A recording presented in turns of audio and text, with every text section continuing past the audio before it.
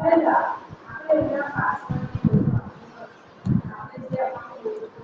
8 chapter number 6 વર્ગ અને વર્ગમૂળ સ્વાધ્યાય 6.3 એમાં પ્રશ્ન નંબર 1 છે કે નીચે આપેલી સંખ્યાઓના વર્ગમૂળમાં એકમનો અંક કયો હશે? બરાબર, આપણે જે અહીંયા સંખ્યા આપી છે એમાં એકમનો અંક કયો છે એ આપણે લખવાનું છે. તો વર્ગમૂળમાં એકમનો અંક 1 હોય, આપણે પહેલા પણ વ્યાખ્યા લખાવેલી છે એ પ્રમાણે. હવે અહીંયા વર્ગમૂળની અંદર એકમનો અંક કયો છે? 1 બતાવ્યો આપણને પહેલા દાખલામાં 9801 એકમનો અંક વર્ગમૂળ એકમનો અંક 1 છે. તો જેના વર્ગમૂળનો અંક એકમનો અંક 1 અથવા તો 9 હોય, બરાબર, તો તેનું વર્ગમૂળ કરતા જે તેનું વર્ગ કરતા તેનું એ વર્ગમૂળ આપણને કેટલું મળશે? 1 જ મળશે. 1 અને તો આપણે લખીશું 9801 ના વર્ગમૂળનો એકમનો અંક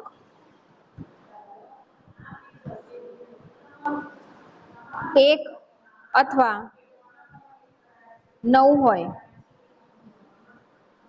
વર્ગમૂળનો અંક કયો હશે? 1 હશે કાં તો 9 હશે.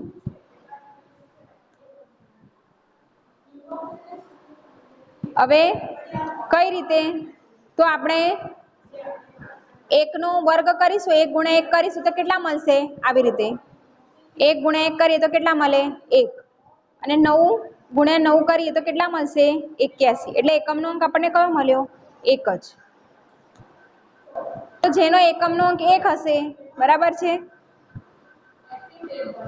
તો તેના એકમનો અંક પણ કયો હશે? 1 જ હશે. 1 હશે અથવા તો 9 હશે. પછી છે બીજું 99856 ની અંદર એકમનો કયો છે? 6 છે. હવે 6 નો આપણે વર્ગ કરીશું તો આપણને કેટલા મળશે? 36. તો આ સંખ્યાના વર્ગમૂળનો એકમનો અંક 4 અથવા તો 6 હોય. આ સંખ્યાના વર્ગમૂળનો એકમનો અંક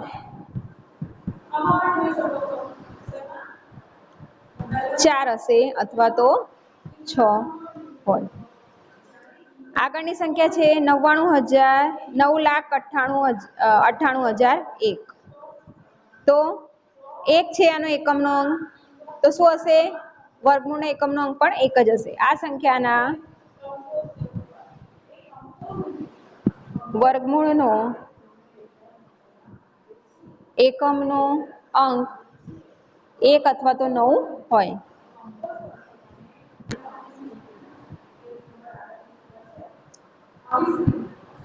આગળ આ સંખ્યા આપી છે તો એનો 5 છે એકમનો અંક, તો તેમાં તેના વર્ગમૂળનો એકમનો અંક શું મળશે આપણને?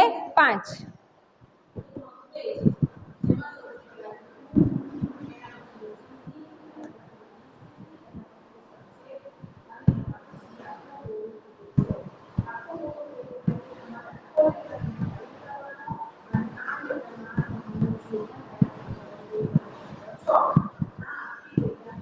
બીજો પ્રશ્ન છે, કોઈ પણ પ્રકારની ગણતરી કર્યા વિના જણાવો કે નીચેના પૈકી કઈ સંખ્યા પૂર્ણ વર્ગ નથી. હવે જો પૂર્ણ વર્ગ ના હોય, અહીંયા એક નોંધ છે કે જે સંખ્યાનો એકમનો અંક 0, 1, 4, 5, 6 અને 9 હોય તે જ સંખ્યા પૂર્ણ વર્ગ હોઈ શકે છે.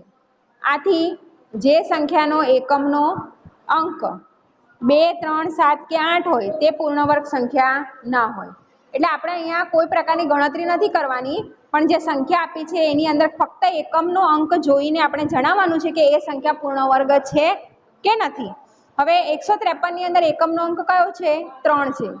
તો આ સંખ્યા કેવી છે? પૂર્ણ વર્ગ સંખ્યા નથી, કારણ કે તેનો એકમનો અંક કયો છે? 3 છે. અહીં એકમનો અંક 3 હોવાથી આપેલ સંખ્યામાં એકમનો અંક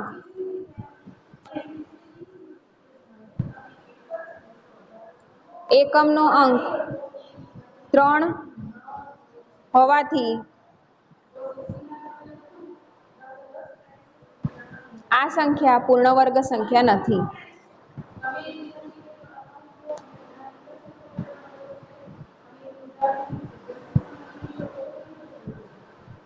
બીજું છે 257. તો આની અંદર આપેલ સંખ્યામાં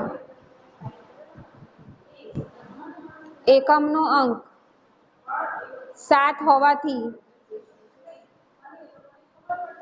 આ સંખ્યા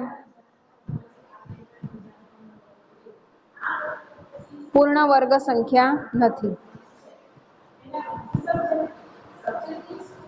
408. તો આ સંખ્યામાં એકમનો અંક 8 હોવાથી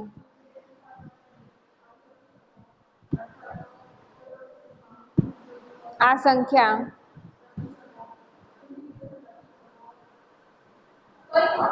પૂર્ણ વર્ગ સંખ્યા નથી.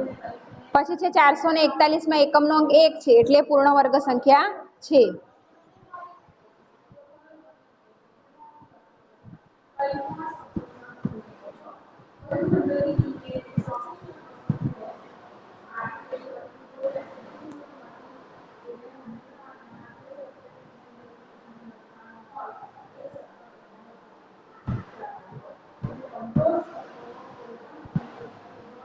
પૂર્ણ વર્ગ સંખ્યા છે. હવે પ્રશ્ન 3 છે કે પુનરાવર્તિત બાદબાકીની રીતે 100 અને 169 નું વર્ગમૂળ શોધો. હવે આની અંદર આપણે એક રીત છે એ રીત કરવાની છે કે પુનરાવર્તિત બાદબાકી કરવાની છે. તો એની અંદર પહેલા આપણે કરીશું 100 - 1 બરાબર આપણને 99 મળશે. પછી આપણે 2 નથી લેવાના બરાબર અને 3 લેવાના છે અને 99 માંથી 3 બાદ કરવાના છે. 99 - 3 આપણને મળશે 96. હવે આ 96 માંથી આપણે 5 બાદ કરીશું. 96 - 5 બરાબર 91. હવે આપણે 91 માંથી 7 બાદ કરીશું એટલે મળશે 84. 84 માંથી 9 બાદ કરીશું તો મળશે 75. 75 માંથી 11 બાદ કરીશું એટલે મળશે 64. જ્યાં સુધી શૂન્ય ના મળે ત્યાં સુધી આ ક્રિયા આપણે ચાલુ રાખવાની છે. હવે 64 માંથી 13 બાદ કરવાના એટલે જે પણ એકી સંખ્યા છે એ બાદ કરતા જવાની છે એટલે મળશે 51. 51 જે જવાબ આવ્યો એમાંથી આપણે 15 બાદ કરીશું તો મળશે આપણને 36.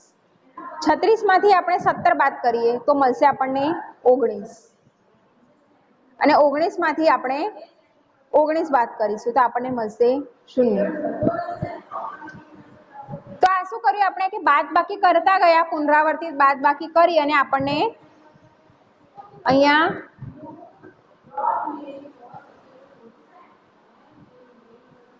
શૂન્ય અંક મળ્યો. હવે આપણે કેટલી વખત કર્યું એ ગણી લઈએ. આ 1 2 3 4 5 6 7 8 9 અને 10 વખત.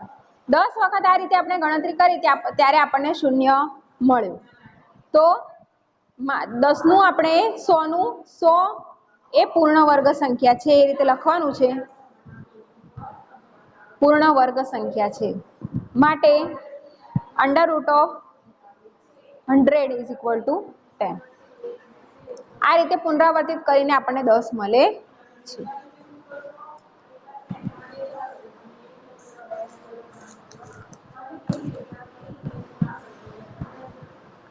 આગળનો દાખલો છે 169. હવે પહેલા આપણે 1 બાદ કરીશું 169 માંથી -1 તો આપણને કેટલા મળશે 168. હવે 168 માંથી 3 બાદ કરીશું તો કેટલા મળશે 165. 165 માંથી 5 બાદ કરીએ તો આપણને મળશે 160. 160 માંથી 7 બાદ કરવાના તો મળશે 153. 153 માંથી 9 બાદ કરીએ તો 144 મળશે. 144 માંથી 11 બાદ કરીશું તો 133 મળશે. 133 માંથી આપણે 13 બાદ કરીએ તો મળશે 120. 120 માંથી 15 બાદ કરીશું તો મળશે આપણને 105.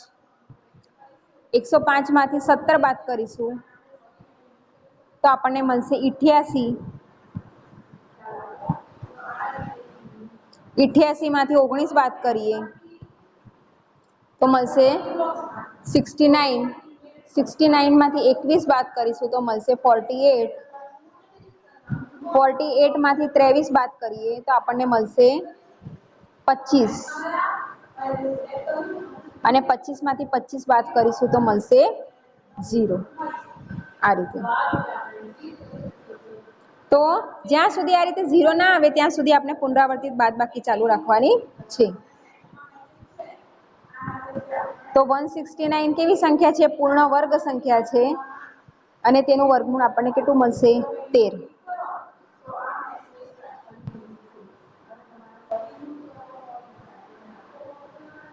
આપણે ગણી નાખવાના કેટલી વખત? 1 2 3 4 5 6 7 8 9 10 11 12 અને 13.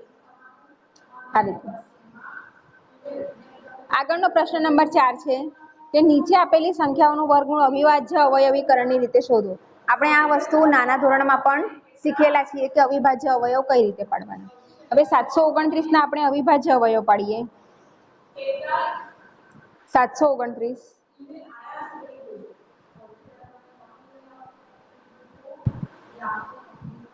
729 તો સૌથી પહેલા આપણે 2 વડે તો 2 વડે આની ભાગ ચાલશે નહીં એટલે આગળની સંખ્યા લઈશું 3. હવે 3 વડે 729 ને ભાગીએ એટલે કેટલા મળશે? 243. 243 હજી 3 વડે ભાગ ચાલશે તો આપણે ફરી 3 વડે ભાગીશું તો કેટલા મળશે? 81. ફરી આપણે 3 વડે ભાગીશું તો કેટલા મળશે? 27. ફરી પાછા 3 વડે ભાગીશું તો કેટલા મળશે? 9. ફરી 3 વડે ભાગ ચાલશે તો 3 અને 3 એકા 3. તો હવે 729 બરાબર કેટલી વખત? 3 ગુણ્યા 3 ગુણ્યા 3 3 ગુણ્યા 3 ગુણ્યા 3 એ રીતે 3 ગુણ્યા 3 ગુણ્યા 3 3 ગુણ્યા 3 ગુણ્યા 3 2 2 2 4 અને 2 6 વખત 3 આવે છે એટલે 3 નો વર્ગ ગુણ્યા 3 નો વર્ગ ગુણ્યા 3 નો વર્ગ બરાબર શું આવશે? 3 ગુણ્યા 3 ગુણ્યા 3 3 તરી 9 અને 9 તરી 27 એટલે 729 નું વર્ગમૂળ શું થયું? 27.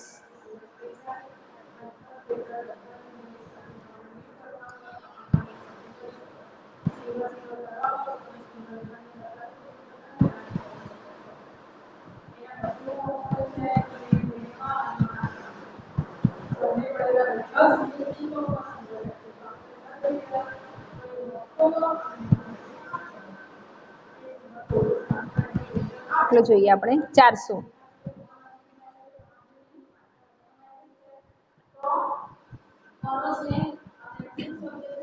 પેલા 2 વડે ભાગ ચલાવીશું 2 દુ 4 એટલે કેટલા આવશે? 200.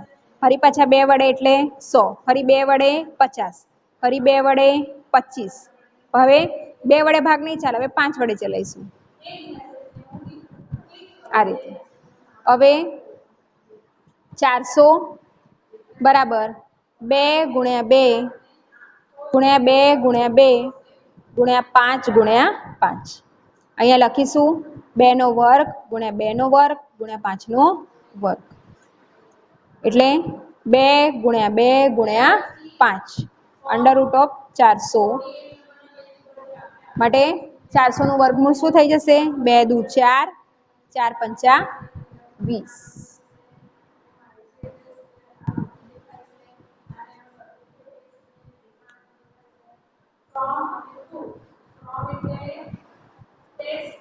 સત્તરસો 64.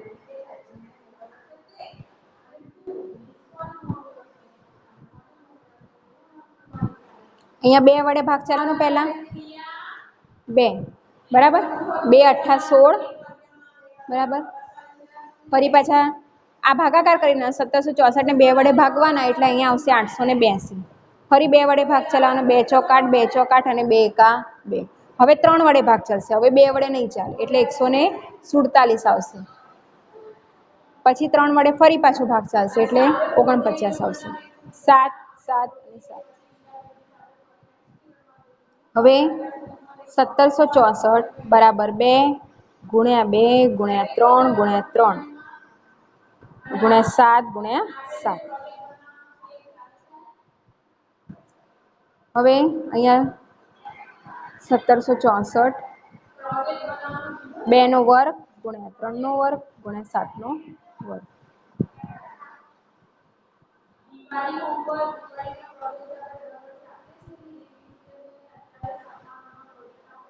બેતાલીસ.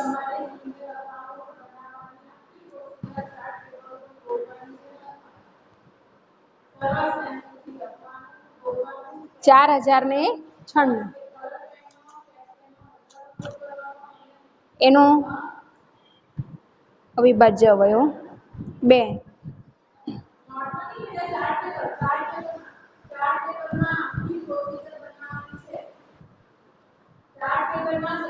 બે વડે આને ભાગીશું તો જવાબ આવશે 48.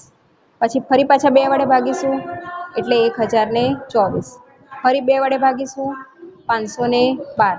ફરી 2 વડે ભાગીશું 256. 2 વડે જ ભાગ ચાલશે દરેક વખતે. જ્યાં સુધી 2 વડે ભાગ ચાલે ત્યાં સુધી આગળની સંખ્યાને જોવાની નથી.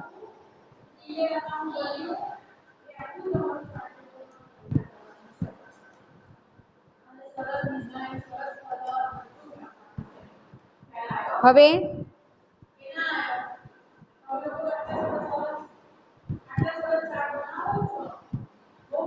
2 ગુણ્યા કેટલી વખત 2 આવશે આપણે જોઈ લઈએ. 2 ગુણ્યા 2 પેલા ગુણ્યા 2 ગુણ્યા 2 4 વખત થયા. 2 1 2 3 4 5 6 7 8 9 10 11 ને 12 વખત બેસવાના છે. આ 4 વખત 5 6 7 8. અહીંયા લખીશું 2 નો વર્ગ ગુણ્યા 2 નો વર્ગ ગુણ્યા 2 નો વર્ગ ગુણ્યા 2 નો વર્ગ ગુણ્યા 2 નો વર્ગ ગુણ્યા 2 નો વર્ગ.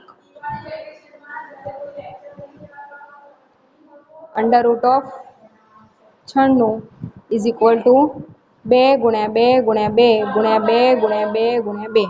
2 દુ 4 4 દુ 8 8 દુ 16 16 દુ 32 32 દુ 64. આ રીતે.